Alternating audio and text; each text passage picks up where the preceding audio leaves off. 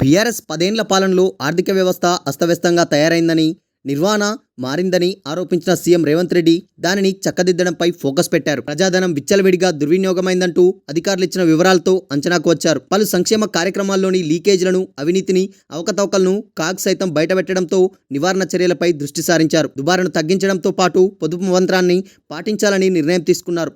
అందులో భాగంగా సొంత ఆఫీస్ నుంచే సంస్కరణల పర్వానికి శ్రీకారం చుట్టారు. గత పాలనలోని అనుభవాలను దృష్టిలో పెట్టుకొని పరిమిత ఆదాయ వనరులతో పాలనను గాడిలో పెట్టాలని డిసైడ్ అయ్యారు. సొంత కార్యాలయం నుంచే శ్రీకారం చుట్టేందుకు సీఎం రేవంత్ రెడ్డి తన సొంత కార్యాలయం నుంచి ఆర్థిక సంస్కరణను మొదలుపెట్టారు. కాంట్రాక్ట్ అవుట్సోర్సింగ్ పద్ధతిలో నియమించుకునే కో టెర్మినస్ పోస్టులకు గత ప్రభుత్వం విచ్చలవిడిగా పేమెంట్ చేసింది.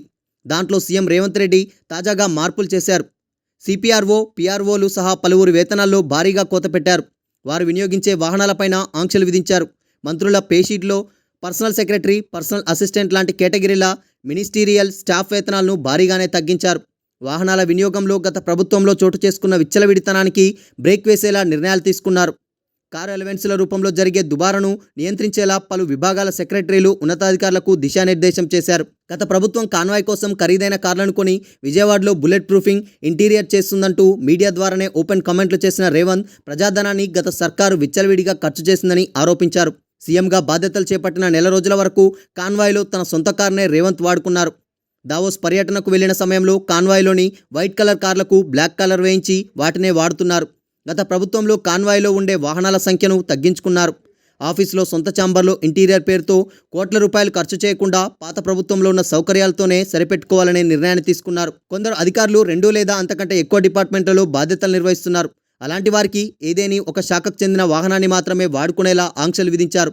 దీంతో ఇతర శాఖల్లో వారు వాడుకోవాల్సిన వాహనాలను అవసరమైన చోటుకు తరలించారు. కార్ అలవెన్స్, అద్దె కార్లకు చెల్లించే రెంట్ తదితరాలపైన లోతుగా సమీక్షించి వీలైనంతగా దుబారా నిర్వహించాలిగా అధికారులకు స్పష్టం చేశారు.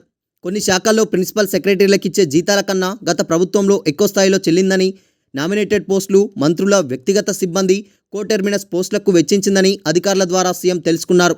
ఇలాంటి ఎక్కువ వేతనాలకు కోత పెట్టాలని ఆర్థిక శాఖకు స్పష్టమైన ఆదేశాలు జారీ చేశారు.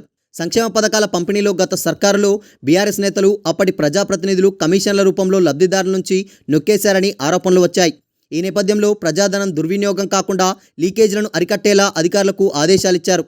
ప్రజల నుంచి పన్ను రూపంలో సమకూరుతున్న నిధులను తిరిగి సంక్షేమ పథకాల కోసం ప్రజలకే అందిస్తున్నందున ఒక్క పైసా వృధా కావడానికి వీల్లేదంటూ పలు సమీక్ష సమావేశాలు అధికారులకు స్పష్టం చేశారు. గత ప్రభుత్వంలో టెండర్లను పిలవకుండా నామినేటెడ్ పద్ధతిలో పంచాయతీల్లో పనులను అప్పగించడం ద్వారా బోగస్ బిల్లుతో కోట్లకు గండిపడిందని గుర్తించిన ప్రభుత్వం వాటి పేమెంట్లను సైతం నిలిపివేసింది.